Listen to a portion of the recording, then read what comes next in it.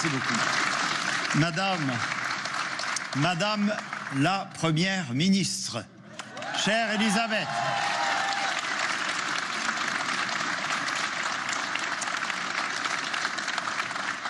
Mes chers concitoyens, mesdames et messieurs, je suis, chère Elisabeth, particulièrement heureux de t'accueillir ici à l'hôtel Matignon, siège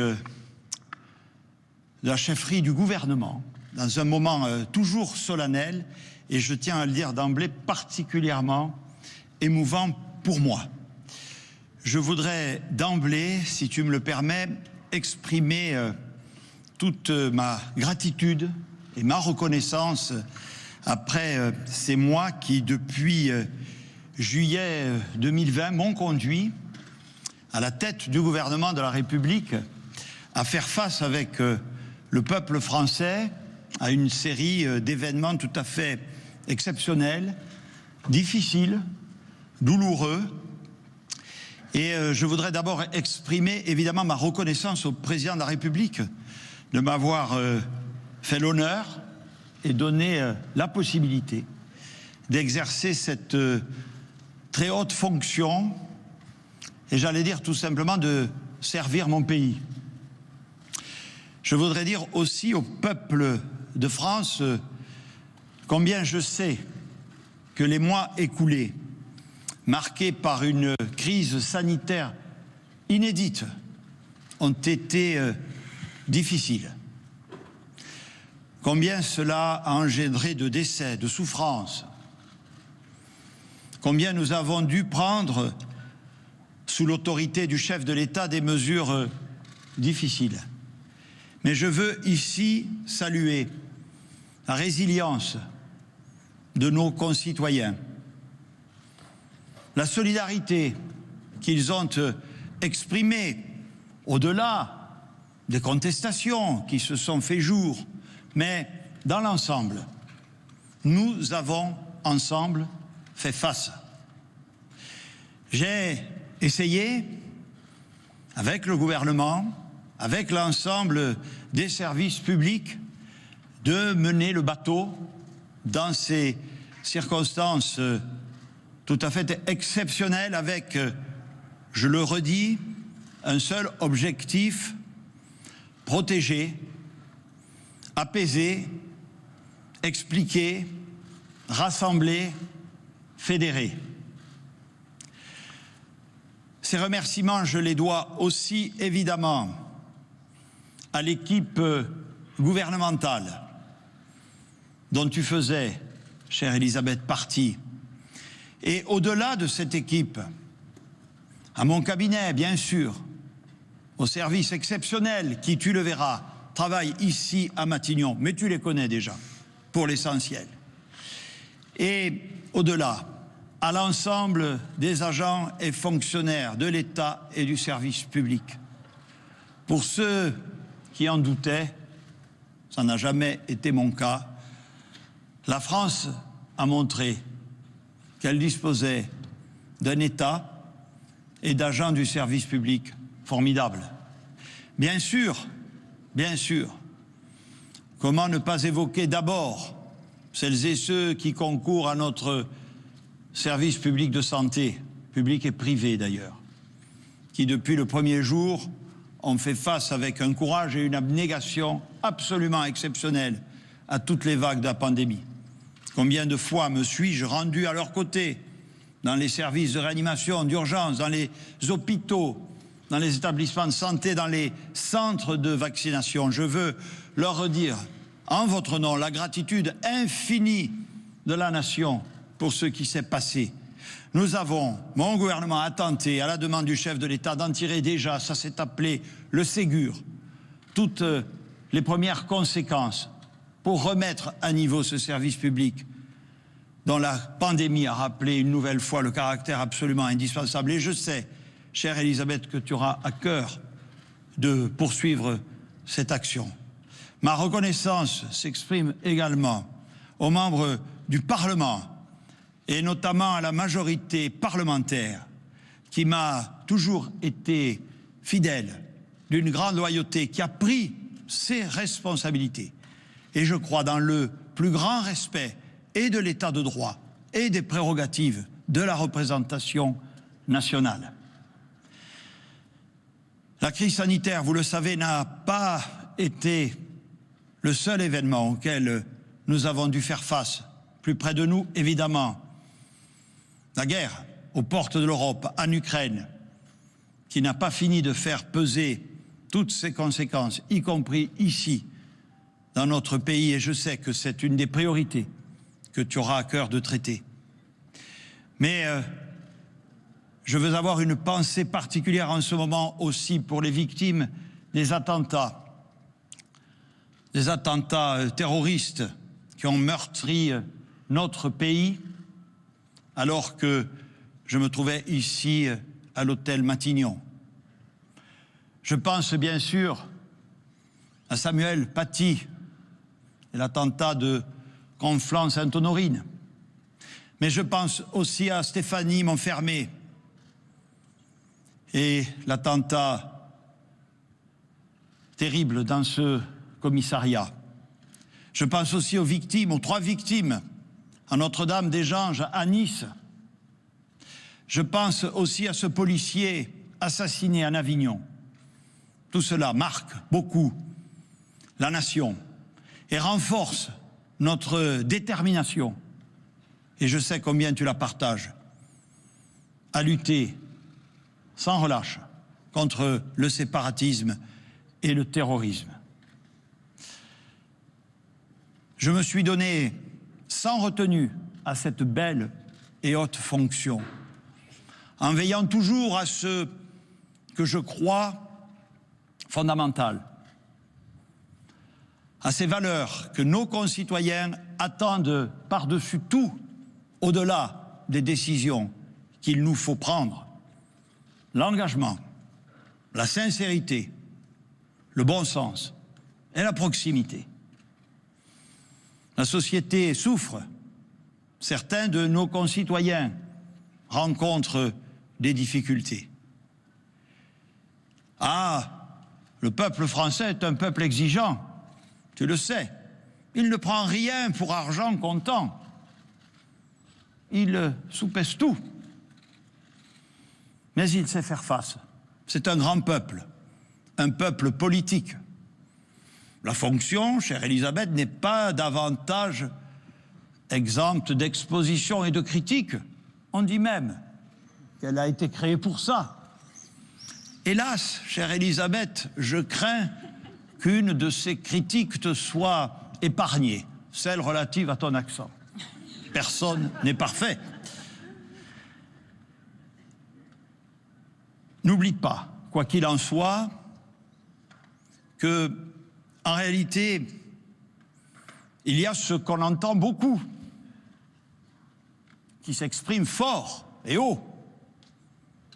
Et puis, il y a ces millions et ces millions de nos concitoyens que l'on n'entend jamais, ou si peu, et qui sont là, qui observent, qui agissent, qui mènent leur vie, faite comme les autres, de heurts et de malheurs.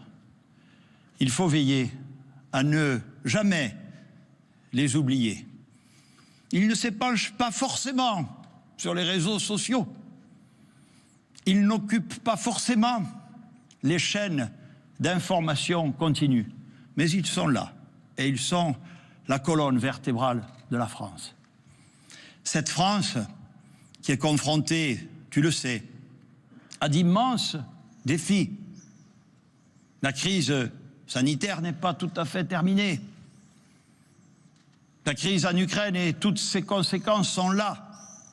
La question du pouvoir d'achat, sur laquelle, je le pense, mon gouvernement a déjà beaucoup agi, va t'occuper pour renforcer et amplifier les dispositifs que nous avons pris, loin de toute mesure de démagogie et de facilité, qui n'aurait pour conséquence que d'affaiblir durablement notre économie et d'appauvrir davantage encore à l'arrivée les plus vulnérables d'entre nous.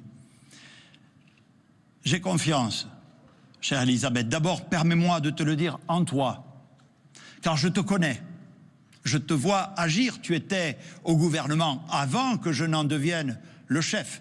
Mais depuis juillet 2020, j'ai pu, je veux le dire à la nation, observer tes immenses qualités de droiture, d'intégrité, de compétence, de volontarisme. Ton aptitude certaine à relever les grands défis que le président de la République a soumis au peuple français à l'occasion de l'échéance majeure qu'est l'élection présidentielle. La transition écologique, l'égalité des territoires, l'aspiration à la justice et à l'égalité. Toutes ces valeurs que tu as ancrées en toi-même et depuis longtemps. Surtout, j'ai confiance dans le peuple de France, dans les grands talents que celui-ci recèle, pour qu'ensemble, de façon solidaire, déterminée par notre travail, par nos efforts partagés, nous puissions faire face à ces grands défis. Je serai, autant que tu le souhaites, à tes côtés, ma chère Elisabeth. Comme je l'ai dit et annoncé, je ferai, en ce qui me concerne, un pas de côté, en sortant de la vie politique nationale, dans laquelle je ne suis finalement entré qu'un peu par effraction en juillet 2020. Je continuerai bien sûr à servir notre pays. Il y a tellement de façons de servir son pays quand on l'aime en dehors de la politique. À toi-même, au gouvernement de la République et à l'ensemble de nos concitoyens, à notre pays, à l'Europe aussi, je souhaite de tout cœur bonne chance. Je souhaite le meilleur, car je n'en doute pas, nous en sommes capables. Je vous remercie.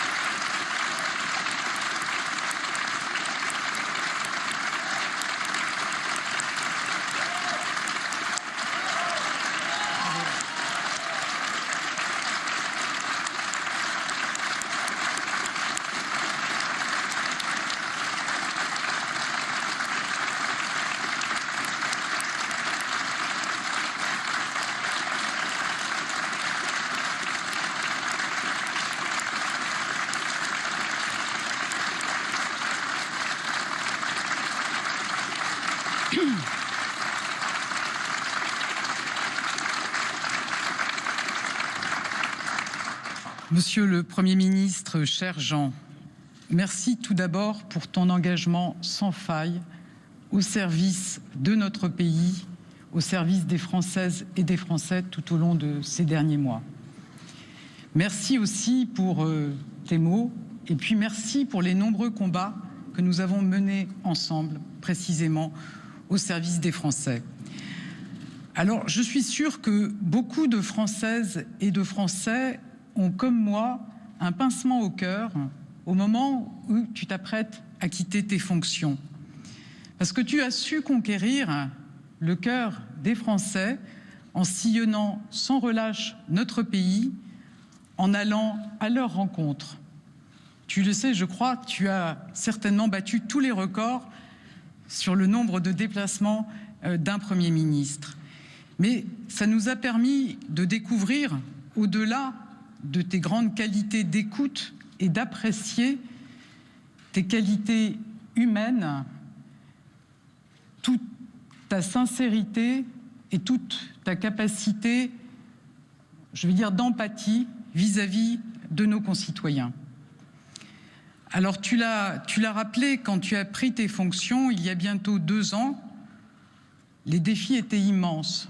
D'abord, la crise sanitaire était toujours là dans notre pays et on nous annonçait une crise économique et sociale sans précédent. Grâce à ta détermination, à ton engagement, je pense qu'aujourd'hui, on peut le dire, les résultats sont là. Nous avons pu protéger les entreprises, le taux de chômage est au plus bas depuis 15 ans, nous avons agi pour le pouvoir d'achat, même si tu l'as dit, Il nous faudra continuer à agir tout au long des prochains mois. Moi, je voudrais dire à quel point j'ai apprécié de travailler à tes côtés pendant ces 22 mois. Alors, nous avons évidemment des différences, mais je pense que nous avons aussi beaucoup de choses en commun. D'abord, nous partageons la conviction que les politiques publiques doivent se bâtir dans le dialogue. Le dialogue avec les élus, avec les partenaires sociaux, avec les associations, avec lesquelles nous avons travaillé sans relâche tous ces derniers mois. Et puis, même si nous venons de familles politiques différentes, je pense que nous sommes également attachés à l'intérêt général, à la cohésion de notre pays, à l'égalité des chances. Et ça, j'ai pu le mesurer, notamment dans les projets que nous avons portés ensemble pour la jeunesse. Alors, vous pouvez compter sur moi pour poursuivre dans cette voie face aux nombreux défis que tu as rappelés, qui sont devant nous. Je pense notamment à la situation internationale, mais aussi aux défis climatiques et écologiques sur lesquels il faut agir plus vite et plus fort.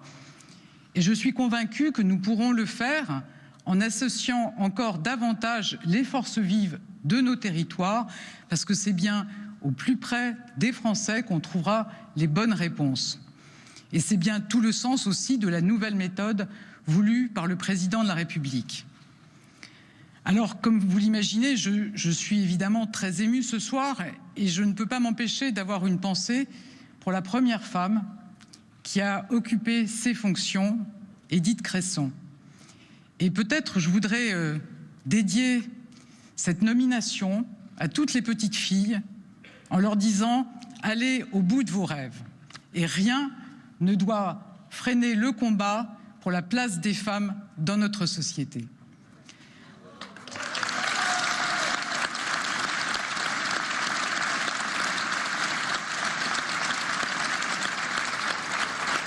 Monsieur le Premier ministre, cher Jean, je pense sincèrement que vous êtes une personne rare, parce que vous privilégiez toujours le collectif et que vous incarnez ce qu'est un ministre, ce qu'est un Premier ministre, c'est-à-dire quelqu'un qui sert son pays.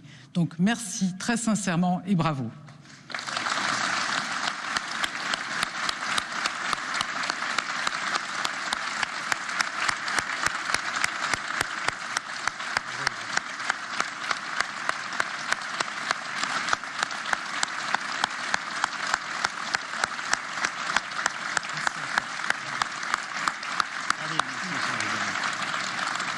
Bon courage. Voilà. Et mon numéro ne change pas. Voilà. Allez.